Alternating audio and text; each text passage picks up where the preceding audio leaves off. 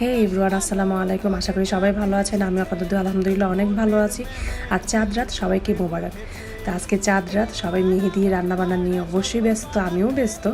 কিন্তু আমি কালকে মেহেদিটা লাগিয়ে নিয়েছিলাম, যার জন্য আমি আজকে মিষ্টি যে আইটেমগুলো আছে আজকে রাত্রে রান্না করে ফ্রিজে রেখে দিব।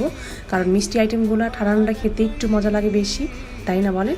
তো এখানে আমি রান্না করে রেখে দিব, আর বাকি রান্না কালকে সকাল থেকে শুরু করব ইনশাল্লাহ। ওইগুলো আমি ভিডিওতে আপ দিব, আপনারা দেখতেই পাবেন।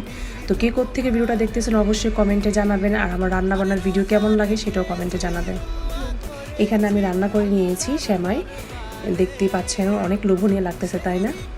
এখানে ফিরনি রান্না হয়ে গেল, আমার 2টা আইটেম রান্না হয়ে গেছে। কালকে আমি দই বড়া, মুরগি, তারপর গরুর মাংস, পোলা টোলা এগুলো রান্না করব। তো সবাই ভালো থাকবেন, দোয়া করে সবার ঈদটা যাতে ভালোভাবে কাটে, শুভকামনা রইল।